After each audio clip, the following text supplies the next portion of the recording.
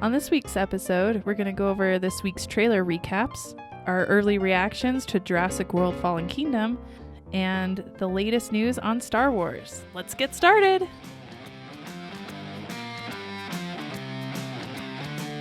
This is Off the Break Podcast, presented by Silver Screen Insider.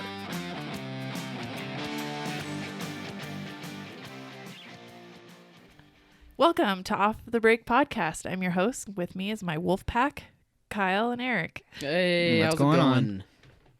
All right, so this week we had just a few trailers drop. Yeah, not too many. Most notably, Nobody's Fool, Searching, Creed 2, and Welcome to Marwen, some of the more notable ones. I watched the Nobody's Fool trailer, and I just love Tiffany Haddish. I just can't wait for this one.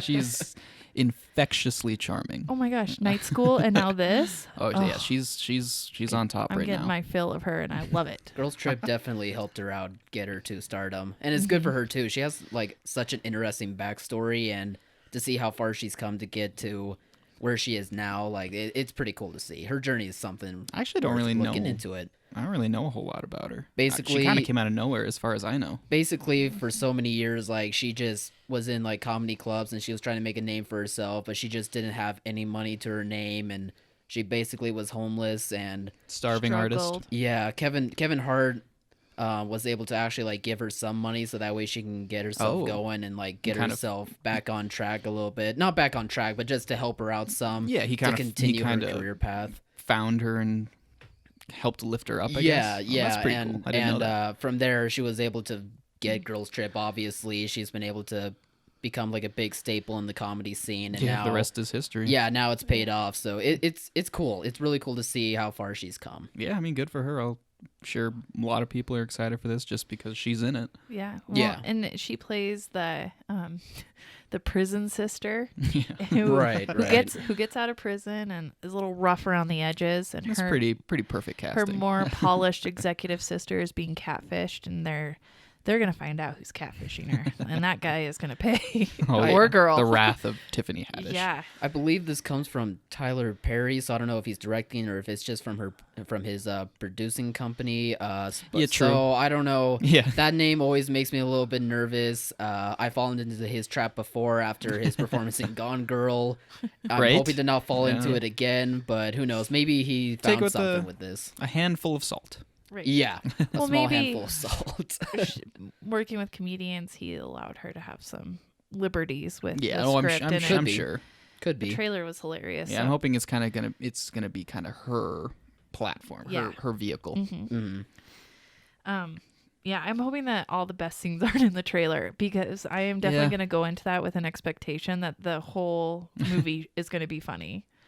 Yeah, well, And it's got Whoopi Goldberg in it. And True, She looks amazing. She I don't does. even know what the last thing I saw her in is. So I'm yeah, like, I yes, couldn't- come back. I couldn't think of it. I think it was, from what I remember, it was the second Ninja Turtles, like from a few years ago. The Out of the Or Shadows. no, maybe it was the first one. Actually, she might have been the first one. I not actually the never saw second. Out of the Shadows, so I'm not sure. Was she in the first one? I think so. I think she played like a newspaper editor. Oh, yeah. I kind Maybe. of blocked those out of my memory. I mean, wasn't the it biggest doesn't fan, really but- matter. That's just the last thing that I remember. Interesting. Yeah, Whoopi no, I mean, being in. I've always loved Whoopi, so I'll welcome her back with open arms. Yeah, definitely. You are correct. It is Teenage Mutant Ninja Turtles in 2014. Oh, She wow. was Oh, also, the first one. She's also in a very little scene film called 9/11. It came That's out. Oh, is that the one right. with Charlie Sheen? Yeah. I think they're in an elevator or something. That Right. one was They are. just panned across the board. Yeah. I've Or not heard Charlie good Sheen. things. I've What not a heard good random things. movie for him to kind of come back out of his Trying social to. exile. Yeah. What a random movie in general. Yeah, right. I don't know. Anyway, yeah. Well, what was the other trailer? So, the next one on our list was Searching with John Yep, Cho, yeah. and he's Oh. looking for his daughter, and he Yeah. goes into her laptop, and in the trailer just is kind of vague. It hints like, is he like a double crossing dad? It kind of hints at it, and Does then like she set him up for that? Does she, so it like hints at it, but then the next shot in the trailer is pretty explicit. He's like strangling her in the kitchen or something. I don't know. But is it her? It went by so fast. Yeah, You don't know. I don't like, know. is she setting this up? That movie's. It's weird to for me him to that take a fall. That this concept of a movie that takes place entirely on a computer screen is actually kind of gaining traction. I didn't think like when that first Unfriended came out, there were some people who were actually, they said it's better than you would expect it to be based on the premise, but I didn't think that kind of approach would last as long as it has. Right. This looks like more of a combination because you do see him, but I don't know if that's just news clips. Yeah, see, that's what I'm wondering. Laptop. Like if it's people looking up like a CNN broadcast on their computer screen, I'm not sure. I actually haven't seen Unfriended or any of these type of movies, so I'm not sure how they flow, but they're still making them, so I guess for some people they're working. Well, let's hope that the budget was really little and it's a success. I remember the first trailer for this came out a while ago, and while it's not the kind of movie that I think I'm interested in, I did appreciate like how pretty good of a trailer it was. Like, it actually told a story, and it was making me kind of curious to what it is. It didn't sell on it for me completely, but it had me at least interested and made me want to see like another trailer. And since this one came out, like, it made me drop in anticipation even less, just because I think the way it was edited didn't work as well as I think the first one. Kind of a mess. Yeah, like, and I get that it's supposed to be a suspense type thing, and it's really hard to make these suspenseful films when you are having everything take place on a computer, right? Basically, but I don't know, just the way it was edited as compared to the first one just didn't quite work for me and what I'm expecting out of this movie, so my anticipation for it dropped even more than it already did. Yeah, the only thing going for it for me is John Cho, because me too. I completely agree. I love him. I like him a lot. Maybe I'll see it. If I do, it'll be for him and for nothing else. Yeah, I mean, it's in August, so I mean, it's not gonna be a whole lot for us to really. True. Yeah, I guess it's gonna be kind of a dry spot. So. I haven't seen John Cho in any wide release films since Star Trek Beyond, and he was in a short-lived TV show that I just loved with Karen Gillan. Really? Selfie. Oh, I did hear about that. It was sad that I never saw it. I was sad it didn't work because I love John Cho so much, and I was like, please work, and it didn't. But I've never heard of that. I've checked that out. I think I saw like one TV spot. And then never heard of it again. I think there's only the one season. Yeah, I guess I kind of figured it so I'm disappeared. in a little bit of a John Cho dry spell, so I'm only interested in that film for him. Yeah. Need my Cho fix. What was next? Was that Creed 2? Creed 2. Creed 2. Yeah, Here we intense. That was an intense trailer. I it thought was. You go first. Yeah, sorry. I love how they use the soundtrack to it. It built Kendrick Lamar. Your anticipation. Oh, it's a great song. It's edited so well. Oh, that was a beautifully edited and it works trailer. with the message of like this new Rocky franchise as well. I mean, because the first Creed I thought was phenomenal. I loved it. It was such a big surprise. There was a lot of things that it was getting at, but it was still a very accessible boxer movie. It was its own. Yeah, that's exactly right. It was its own boxing movie while paying some homage to. But there are a lot of Rocky themes was. about legacy and trying to live up to the glories of your father, your past family, and I think it looks like they're sticking with that with the whole Drago son in the second one. Love the teases of Drago, by the way. I don't know. Perfect. I thought maybe. I thought the trailer was great, but I didn't know if maybe it was a little unexpected / easy direction for Creed 2 to take. But yeah, I guess I could see where that's coming from. But I mean, there's also, I mean, with the way the Rocky franchise has gone when it deals with that character, like, it kind of makes sense that you would want to go in that direction. Yeah, I mean, I couldn't give you any sort of alternative idea. It's just... exactly. And that was kind of my issue with having a Creed 2 movie in the first place. I was like, the only direction I could see it going is dealing with Drago's son, maybe, but I don't know if I want that. But after seeing this trailer, I realize I want that now. No, I'll see it, and I'm sure it'll be great. Yeah. I'm a little hesitant because Ryan Coogler's not coming back behind the camera. Right. He's producing, right? I think so. I think it has his blessing, so. Yeah, exactly. He handpicked the director as well. And obviously Sylvester Stallone was involved in the writing process. I think he was originally supposed to direct it, but then Oh, really? yeah, then Oh, he well, stepped down. Yeah, maybe that's for the best. I don't know. I But don't know. I It's think hard to say. the quality's there, and you can really tell by the trailer. Like we joked last week about that terrible Alphas trailer and how they Yeah. they are trying to find a tone, but this has a concept. This has It a knows tone, exactly and what it is from yeah, the it very really- get-go. Yes. Wow, it was such a good trailer. Yeah. I don't like movies like this, and even I was like, I could probably watch this. When does it come out? November. November. Ugh. Sometime gotta around wa- Thanksgiving, I think. Okay. Yeah. Oh, I'm excited. That was probably my favorite of these trailers. Oh, yeah. Yep. Hands down.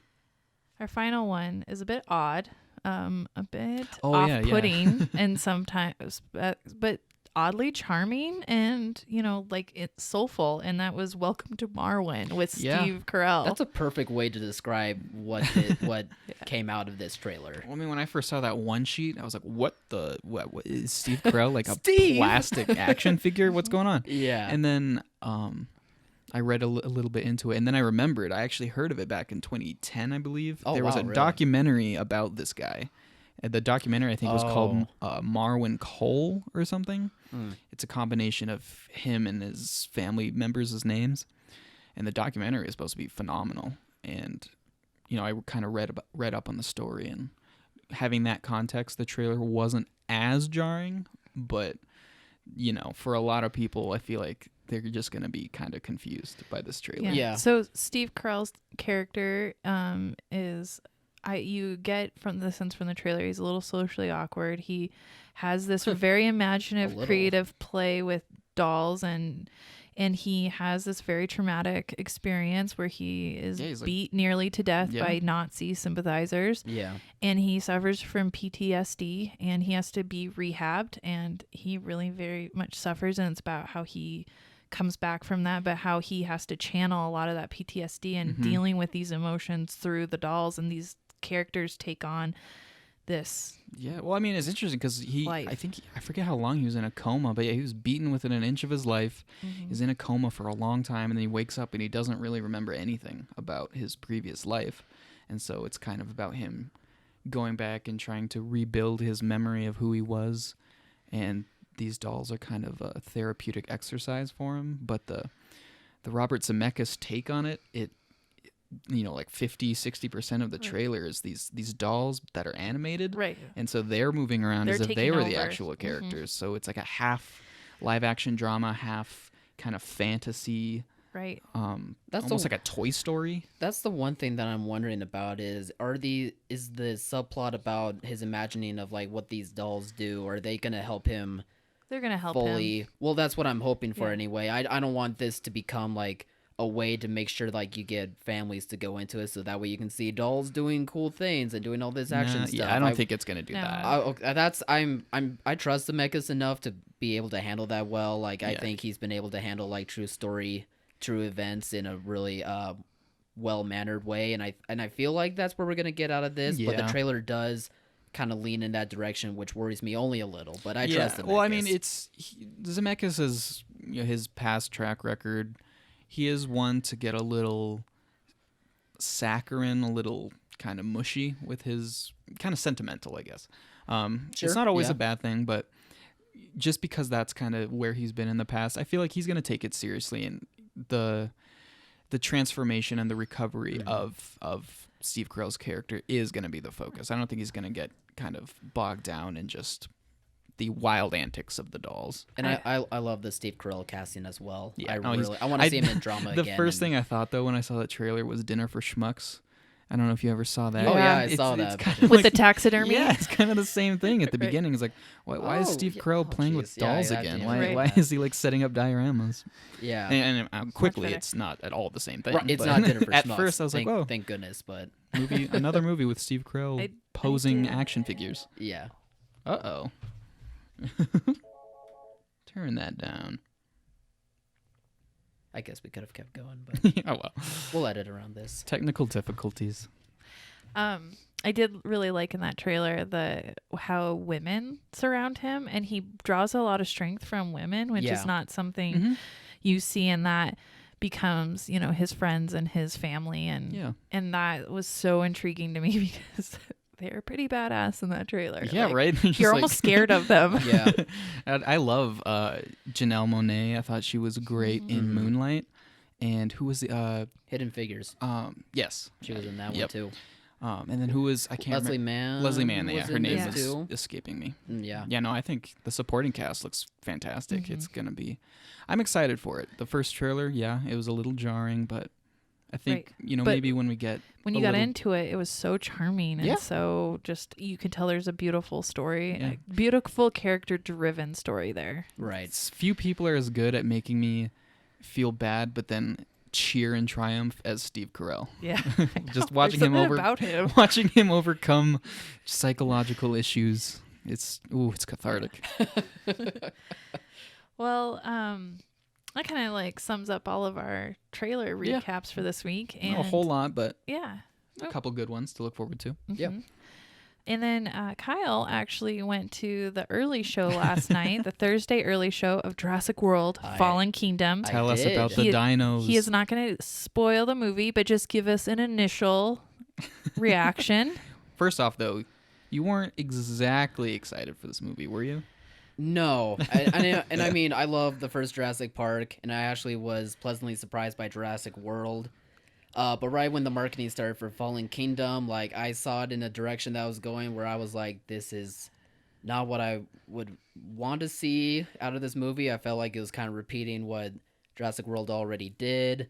And that's what I got out of You were out right. of that movie, pretty much. Yeah, I felt like the plot was repeating what the first one did, although it did try to do some animal activist rights pushes in that regard Kind of of social the story. commentary things. Yeah, but it really contradicts itself so much that you just you get it's just hard to follow the story and follow what they're trying to do when it just contradicts itself like 10 minutes into the movie Yeah. maybe, and it just there. And I mean, on top of that though, like it was just poor writing all around. Like the characters are just so cliched to the point where they're annoying. Like the story just has so many plot holes and just so many issues that just don't make sense, even for a dinosaur movie. Yeah. You know, I- it got very annoying very fast just because of its writing alone. I remember when that first trailer came out, it didn't really go over well with the kind of the movie going community. A lot of people it did not. were making jokes about, wow, I guess I just saw the entire movie in that trailer. And to its were any credit, of those right, or did the trailers give away most Without of the movie? any spoilers. Or yes, of course.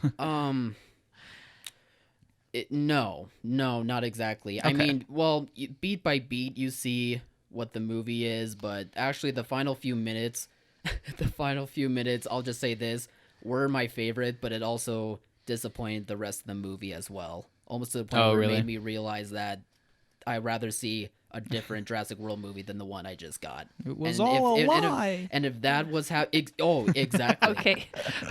And if Don't that's do and if any that's spoilers. and if that's what if that's what I got out of the movie, then that's disappointing.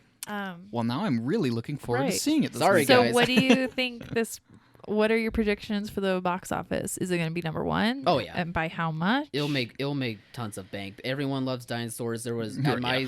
at my screening, there was young kids, there was older adults, there was people. Was it my pretty age. packed? It was very packed. Yeah, it'll still make its money despite some split. Yes, it's good. No, it's not good Yeah. reviews. I think just dinosaurs alone are just what's going to help sell this movie. I'm thinking the first Jurassic World made over 200 million, 208, 204, Yeah, something I like think that. so. And it was the biggest at the time, wasn't it? yeah, Yeah. but there was quite a few years in between the Jurassic Park films, and so there was definitely pent up desire and need for that. Oh, you mean between the original ones The and world ones yeah, and the for sure. originals, and then this one obviously I don't think can match. And Not a chance. now that we've seen that Incredibles do what it did last weekend at 180 million, and then very strong weekday numbers, I just don't think that you can have two event back-to-back films so. No, I don't think so. So I'm guessing that it could open to 100, but it'll be around that 100 million mark. I'd be really shocked if it got up to the 140s, 150s. Really? I'm actually thinking about 130, Yeah. to be honest. I mean, my idea or my estimate is I think you got to give the fans the benefit of the doubt. People are excited for the movie, and they tend to turn out. People love dinosaurs. But I just don't. I think it's going to be severely front loaded. I feel like after definitely. this opening weekend, the people who are excited for this movie are going to go see it. I'm sure they'll have a good time, but I just don't think there's that many people who are craving Fallen Kingdom. And I wouldn't be surprised if Incredibles 2 kind of makes a resurgence. Yeah.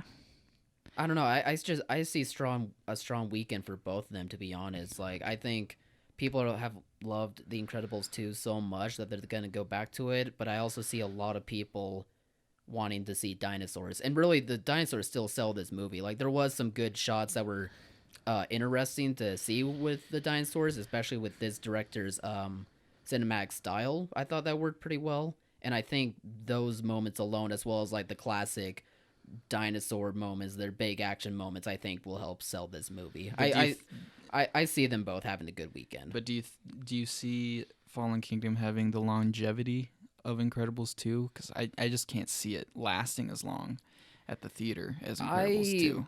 That's tough to say. I wouldn't be shocked. It doesn't have much competition. The next week you got that's a good Sicario and Uncle Drew. Yeah, and Purge. So all three of those are their own kind of niche movies, and so I think none of them are general audience movies. So you're going to see a battle between Jurassic and Incredibles, with I think Incredibles having a slight edge because you can take littler kids to it, and it's just more family friendly and appealing. Yeah, that's a good point. So we'll have to see how that goes. I'll be really interested to see if you can have back-to-back over $100 million weekends. Like, is that going to happen this summer? That's true. I guess we haven't really seen that in a while for two openings back to back. That two are different massive. Openings. Yeah, I mean we had the well, I guess there was a few weeks between Infinity War and Deadpool 2. Yeah, Infinity War came out April 26th. Yeah, I forgot that it got pushed back came a out week. May 18th. Yeah, so that's a good 3 weeks. And then Solo came out May 25th. So I guess that would have been because Deadpool came out 2 weeks before Solo. No, 1 week. 1 week before Solo. Was it 1 week before? Yeah. Yep, then that would have been interesting as well to see if they both had. Well, I mean, it came out and stronger obviously openings. Solo took the spot because it was the new thing. Yeah. But they were pretty neck and neck after that point. Yeah, I guess it'll be that's interesting true. to see if I think up until this point, Solo's maintained the tiniest lead, but overall, I think Deadpool 2 has held more steady. So it'll be interesting to see this weekend if Deadpool overtakes Solo at like numbers 8 and 9 or Right. wherever So they place. Deadpool opened to 125 million and Solo did 84. Yeah. Poor Solo. And it was just a bad weekend too. That was Memorial Weekend. That's very hit or miss. Yeah, And it was a very successful Memorial Weekend for that weekend in general. But I just wonder if people didn't spend their media dollars on Infinity War, recovered a little with Deadpool, came back, kind of skipped Solo and went right for Incredibles. Oh, that's I can see that. And so is Jurassic going to be that thing that they shell out some more money for, or is it going to be something that suffers a little and maybe has like some longer legs? Well, yeah. I guess I'll have to watch it and see. We'll all have to. Yeah. Yeah, with Kyle's glowing recommendation. After what I said, I was so enthusiastic about it. I have more detailed thoughts on it on our on a review that it should be up soon anyway. And I look forward to reading that. But overall, that's the initial thoughts. Hopefully, people have a different reaction to it. Hopefully, people like it, but it just doesn't. It's work for the me. kiddos. Right. Yeah, sure. I mean, to some extent, yes. Like, I think these movies are for everyone. Right. We'll get more into it on Monday when we all have a chance to see it. Sure. Then, so for our predictions for the top box office, just to recap, we all think that it will take the number one spot. Right. May not be a huge opening. Yeah, I don't think it'll be by a landslide. And Incredibles will be hot on its heels. Right. Mm-hmm. So we'll have to see how that goes. What do you think will be like the third, fourth, and fifth? What were the top ones last weekend? For some reason, Adrift comes to mind, but that's way down below. I don't know why I'm thinking not sure if Adrift. that's number 3. Ocean's 8 was 2. Yeah, that's Tag right. was true. 3. Yeah, I think Solo was 4. Deadpool was 5. I honestly see Deadpool going above Solo, so maybe Deadpool round out the top 5. I think for the most part it'll stay. It'll just shift down one. Mm-hmm. You know, Ocean's 8 will be more than Tag. Tag will be more than Yeah. Deadpool. I think the interesting battle, we keep going back to these two movies, is Deadpool and Solo. Either one could go at number 5. I think that's the one just to look at and be curious to see which one will take which one will take the most money. Yeah. So this week there was kind of some controversial, kind of some interesting news regarding the Star Wars saga, and if the spin-off series, the independent Star Wars series, are going to continue moving forward. Yeah, the A Star Wars Story spin-offs, kind of what Rogue One started, that Solo recently was the second installment in. Basically, Collider had an exclusive story that said that Lucasfilm and Disney had put all future spin-off films, all future Star Wars Story spin-off films on hold, and they would be focusing the majority of their attention on the release of Episode 9, and then after that, the Rian Johnson trilogy and the Game of Thrones showrunners series. And yeah, I thought that was kind of a drastic move that kind of came out of nowhere, but I think a lot of people couldn't help but relate that to kind of the subpar for Star Wars standards performance of Solo at the box office, which it's kind of hard to argue with. It was also kind of interesting too, because like a day or two after, Disney also came out with a statement saying like nothing has been canceled. Yeah, literally like the next day. They're still wanting to have these spin-off movies happen, but the focus is just going to be on Episode 9 by the sounds of it. Pretty much the stuff that you just said. So basically in a roundabout way, they're saying, hey, we aren't going to work on the spin-off movies for a while, but they're not canceled. Yeah, I think the stories are basically the same thing. It's probably just a slight communication breakdown, like a semantics thing where technically the movies are still in production because they haven't formally canceled them or shelved them, but they're probably just diverting all of those resources to Episode 9 and the upcoming other trilogy. Right. Even today, Hollywood Reporter has a article about how they're not shelving them, but they are kind of on hold, and Disney and Lucasfilm are kind of licking their wounds and figuring out. Well, I mean, I feel like they just kind of had to learn the hard way that you can't treat Star Wars movies like Marvel movies. You can't release them so close together because they're not. Marvel movies are for the most part standalone movies about their respective characters, other than the Avengers movies, obviously. But Star Wars isn't quite like that. Right. And there are a lot of reasons behind Solo's disappointing performance. One of them was probably the fact that it was so close after Last Jedi, which kind of diminished the event kind of status that the Star Wars movies had typically carried with them, because Force Awakens, Rogue One, Last Jedi, they were all Christmas time events that people between a year or two apart, and you were ready for them. Yeah, exactly. People had time to see them, soak them in, and then kind of sit with them for a good year, and then by the time the next one rolled around, they were ready. But Solo wasn't even 5 months after Last Jedi, and I feel like people were kind of just, I don't know, they probably saw it as more of a typical blockbuster than a Star Wars movie.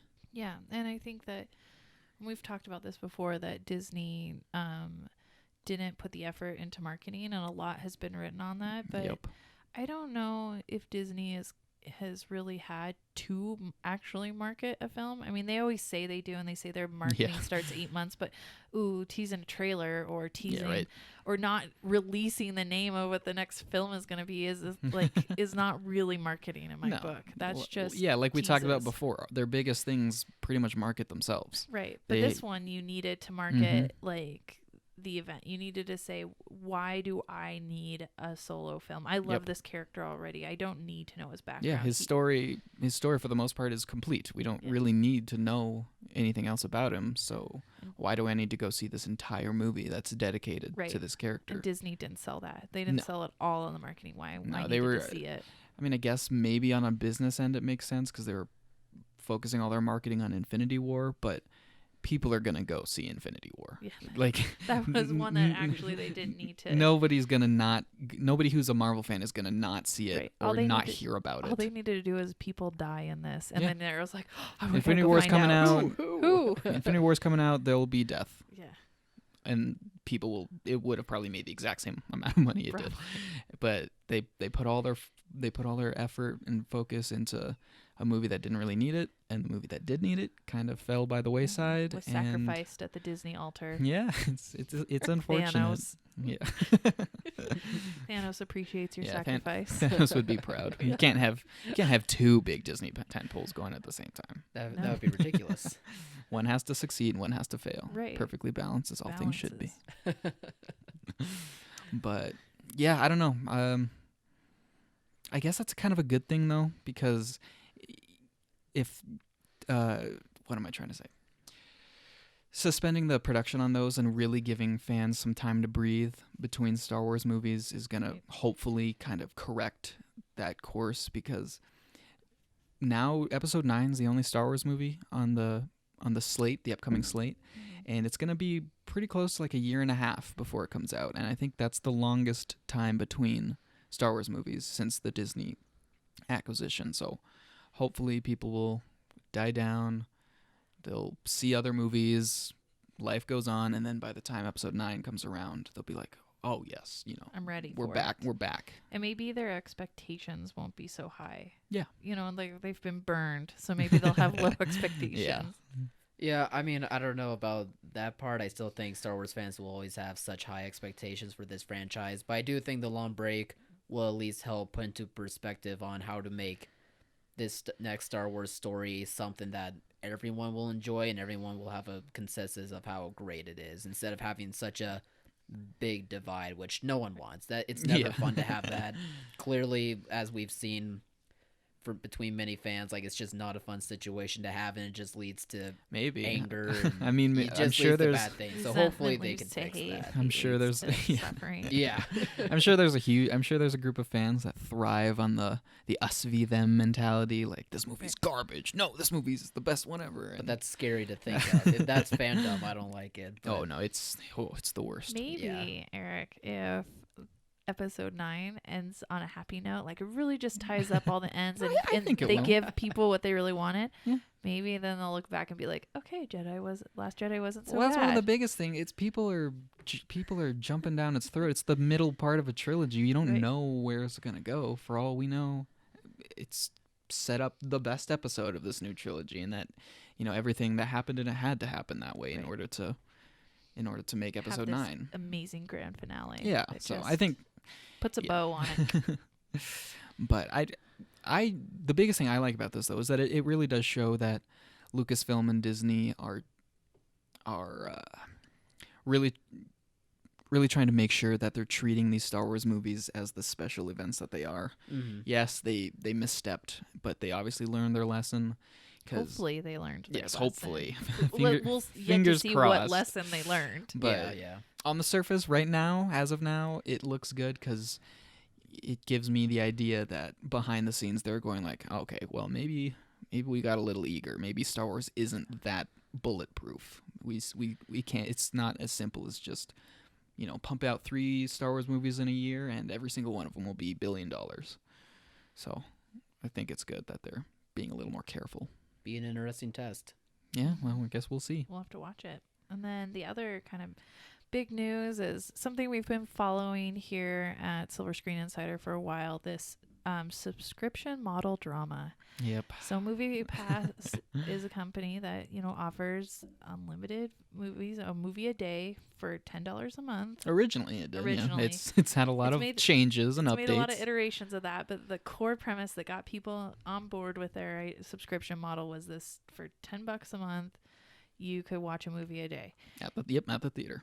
Right, at the theater. And so that's really been this kind of disruption into what does that mean for the movie going model and the price model and things like that. So we've seen the bigger theater chains, AMC, Cinemark, really try to have like a response to that, and that they feel doesn't dilute the value of the ticket, because there are operating costs at a theater. There are labor and there are things and film rental costs that they have to cover with a ticket. And so those are just true and hard and fast costs that no subscription model can ignore. And I think MoviePass is at the point where they need to either scale up more or change their model. Yeah, they're getting slapped across the face with reality. Yeah. And I mean, it's no secret that, especially AMC at the beginning, they never really liked MoviePass. From the beginning, they were saying it's an unsustainable model.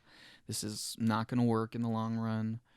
You know, you're kind of misleading your customer base. Right. They're going to get used to thinking that the value of a ticket is one thing when the reality of the value of the ticket is another. Mm-hmm. And then and that's kind of what we're seeing now with MoviePass, because people, the feeling amongst MoviePass subscribers is kind of grim, it seems like, because there's just so many changes and updates and red flags, really, that people are noticing that are popping up. Obvious restrictions to popular usage. You know, oh, you wanted me to have this, I've subscribed to it, I'm actually using it, and now you're limiting me because I used it. I mean, they don't let people know when these fundamental changes go into effect. Like, it started when the biggest ones was no longer being able to see the same movie more than once. A lot of people would try and see Infinity War, but you can't if you already have swiped your MoviePass card for it. And that might be like, they might go to the theater 3 or 4 times, but 2 of those times might be to one movie and 2 might be to another. They might not be seeing all of the movies available at that time. And I think for MoviePass, they want to be able to say our data shows that MoviePass subscribers are going to these other films more, so they can sell data to the other film companies and to other distributors. Like, MoviePass is getting butts and seats for your films, but in reality, the whole industry is content driven. Even if I go free, if I don't want to see the film, you're not going to force the film on me. Yeah, and exactly. So there's not a lot of incentivizing if the film looks terrible or if I have this perception that it's going to be a bad movie. Yeah. So I would rather pay the money and go see something I know is going to be good 2 or 3 times than even to go see something for super discounted just to suffer through it because it was a movie. I have a MoviePass ticket. It's like, well, it may have been free, but you wasted my time. Yeah. But I mean, the biggest thing now that's popping up everywhere is MoviePass introducing their surge pricing, as I think how they worded it. It's an additional price model. So because a lot of criticism for MoviePass is that I can see a movie a day, but I can't see IMAX and I can't order tickets online. Right. 3D. So I can't see it in 3D. I can't get to show times and locations and experiences that I want to see it in. Yeah. So in response to that, they're like, okay, well, we're going to allow IMAX and 3D showings, and we're going to let you buy tickets online, but there are going to be surcharges. There's going to be upcharges now. So like, how does that, they haven't really explained how it's going to work. Like, is that going to be charged on my MoviePass debit card and then I get a bill later? Do I have to pay at the moment? Does it like up your monthly subscription and based on how many IMAX screenings you saw, or do you have to swipe your own credit card after the MoviePass card? So next month, do I get $9.95 charge plus my $5 in extra upcharges? See, it's just part of the pattern. It's just MoviePass introducing these kind of confusing updates, but not informing its customers how it's going to work or how it's going to be implemented. If I start seeing on my credit card statements this like random like $20 MoviePass, then that $30 MoviePass, and then maybe back down to $10 because it was February and no movies were out. Like, I don't think I'm gonna want. People are just gonna feel kind of like it's, I don't know, it's I want to kind of breaching a trust. Yeah, exactly. There. So there's definitely they definitely have some issues with that. And in response, the major theater chains are worried of MoviePass's true motives. Like, obviously they want to sell data to the big film companies and to the theater chains themselves. But they've also mentioned, and even though they've backtracked from it, they've always said that they wanted a piece of the concession. That if their whole idea is that if I'm pushing traffic to your theater, part of that you wouldn't have had that concession without me. Oh yeah. So Where would you be without us? So Right, I right. deserve You owe some us. of that. Yeah, that's a little fishy. And that came out super early, and they have since backtracked because the theaters were like, no, never. You're never getting a piece of that. Yeah. But I mean, they they were. need that. I think they were secretly hoping that if they could show that they were pushing enough extra traffic to the theater, that they could negotiate that. True. And I don't think that's ever going to happen. And in response, the bigger chains, Cinemark and AMC, have since come out with their own models. Yeah. Oh yeah. They're Yeah. trying And they're to like, compete. why we would never give you it. We'll just do our own model, and then That's actually realistic. yeah. Supposedly. Supposedly. So realistic. Cinemark came out with a model that was $8.99, and you got one free movie. Yeah, one a free month, 2D movie. a 2D movie a month. You didn't get an online fee for it, so that was kind of convenient. You can buy Yeah. it online. The tickets did roll over, so if you Yeah, so like if I didn't see a movie this month, technically in July, see I could two. see 2 free 2D movies for just the $8.99 price again. Yeah. So I'm $16 and into it, but Cinemark's plan was the first competitor plan that was announced, and Yeah. people kind of laughed at it when it came Right. out. It's like, Sure. there's nothing here that's gonna get me away from MoviePass or No. gonna convert me. Yeah. because there's no real perceived value. I'm not getting any bonus. I'm not getting any extra for my Yeah. money. Like there's As far no as we know, bang for this $8.99 buck. is. I mean, depending on where you are in the country, $8.99 is basically a movie ticket. Yeah. So, like, Yeah, exactly. Ooh. so I don't. It's kind of confusing, but So AMC's plan though was a little bit more I interesting. think AMC's plan is intriguing. We'll really have to see how this goes. It's for $19.95 a month, so $20 a month. You get 3 movies per week for a total of 12 movies a month. Yep. That seems a little bit more realistic. You can then hit, I mean, a how many couple people big are seeing films. more than 12 movies a month? Right. It's Very few. even if you see the same Yeah. movie multiple You're probably times. seeing more than one a month, but Yeah. probably not as many as Yeah. 12. So the Right. sweet number is in there So sometime. I feel like for most people that's basically the same thing as Yeah. MoviePass. It's like unlimited movies. Yeah. Except with the you have to have an AMC theater nearby. True, Obviously. that's true. And I mean, they're growing. Like they're around. You can probably get to one easily. They are but- the biggest theater chain. They did acquire Carmike, which was the 4th largest chain Yeah. to Right, become yeah. the Yeah, solidified in time biggest. that is probably the biggest drawback for Yeah. that one though, is the fact that you have to I guess Cinemark is the same have as the well, AMC. right? Yeah, true. mhm. Yeah. So But So Cinemark, those that's are- just kind of a those are laughing going to stock. be the Mhm. limitations of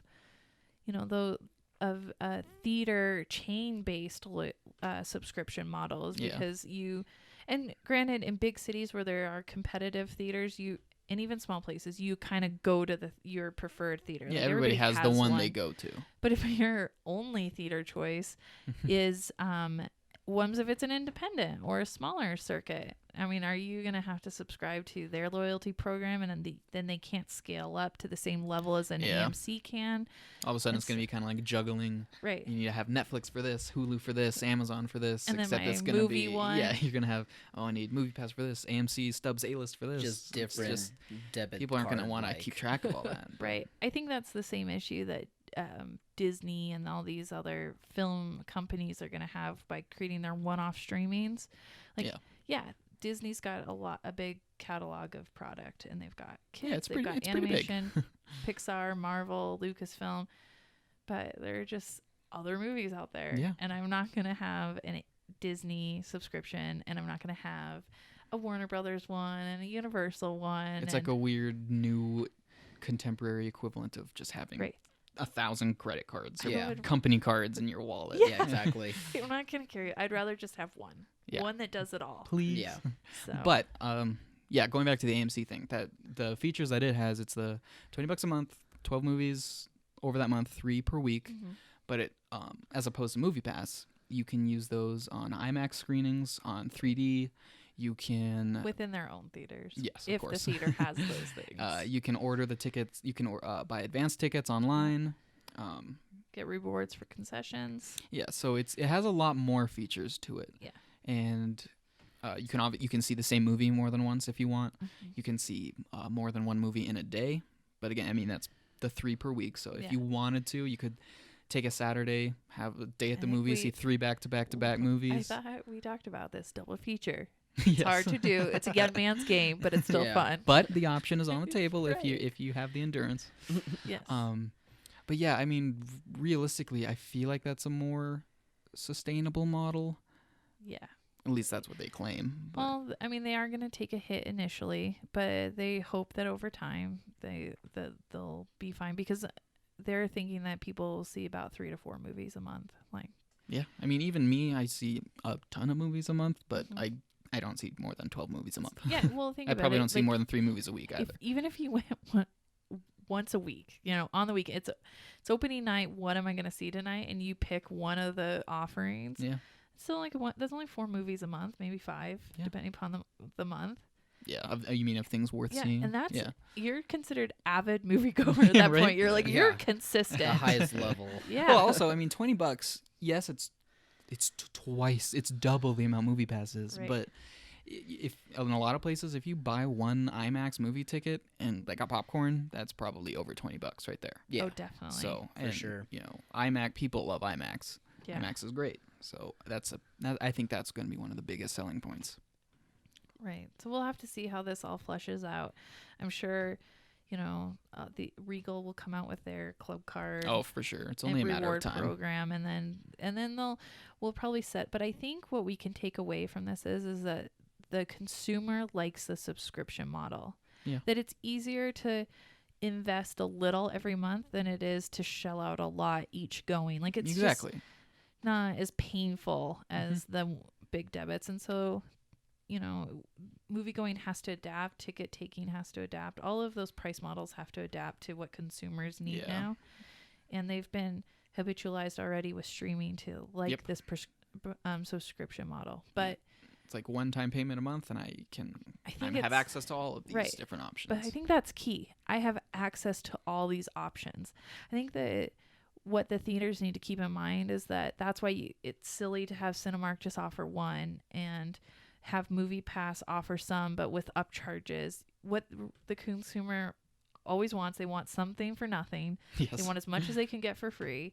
And they want it to be simple and easy. Yeah, but that's why they liked Netflix. That's why they like Hulu, because they get lots of convenient options in one spot. Like, convenience is key, and unless these subscription models mirror convenience with the perceived value, they're never going to work. Clutter everything with fine print and spontaneous updates. Oh, by the way, you actually can't see that movie for X reason. But so you don't feel bad, we're going to throw in iHeartRadio because moviegoers are always listening to the radio. Oh yeah. that seemed to really that make was sense. kind of an embarrassing offer. Really? That's what we need. Wow, this is going to save MoviePass. But yeah, I don't know, it's the whole movie theater subscription model is still so new. It's going to be interesting to see how all of this kind of plays out. And I feel like we'll get just to the point where it kind of makes sense, because right now it's summer, you're getting a lot of bang for your buck. Yep. Like, is the subscription model going to increase movie going in the fall when product is usually bad, not the blockbuster product? I mean, it'll be easy to take it down it'll be the holidays. And then after that, once they get a good subscription that I think consumers can all agree is like probably the base standard, how is Disney and streaming going to affect that? Are you really going to want a $20 movie or AMC if you're also spending $10 to $20 on a Disney one? You're like, hey, maybe, so yeah, that stuff adds up. And yeah, I mean, yes, like you said, Disney has a lot of stuff, but it's still all Disney stuff, and Disney tends to have a common theme amongst all of its properties. You're not going to find any R-rated dramas on its streaming service. They may like it at first because it's like, ooh, yay, I get all this Pixar, I get all this Marvel. For the kids. But I feel like people need more variety than just pure Disney all the time. That'd be tough. Yeah, I couldn't do it. I couldn't handle it either. I mean, even though we're talking Star Wars and Marvel and it's just so much. We get tired of it at the end of the day. There's other stuff out there. I say this delicately. It's so much vanilla. Like, yeah. I would want a sprinkler or two in there. I don't think I'm gonna get that from Disney. No, but Disney's Disney, and they'll do what they want to do. But anyways, rest assured, Silver Screen Cider staff is on it. We are monitoring the situation. Always. And we will always give you our feedback and honest opinion on it. Yeah. Oh, well, Pretty I guess much, I guess on that note, no. I think that concludes this Cool. podcast. We'll be back next week, talk about all of our reactions, not just Kyle's super favorable one to Jurassic World Fallen Kingdom.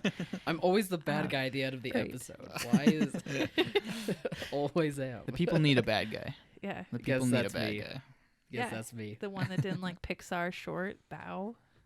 I did. Wait, did I say? No, this? you didn't No, like. you didn't like lava. That's No, right. I you didn't didn't like like lava. lava. For a second there, I was like, Ugh. did I say that? That's wrong. That's right. No, That's you're completely cold-hearted. Wrong. You Yeah, monster. that's You right. might Okay. But So, yes, we're discovering that Kyle's our resident villain. Who knew? He sounds Who so knew? positive and happy. Like he's like such a nice guy, but secretly cold-hearted. This is a shock to me too. Those are Like the I worst. always feel Those are the positive worst and happy. kinds. I know he's in denial. but All yeah. right. Well, we'll be seeing you guys next week. Thanks for listening.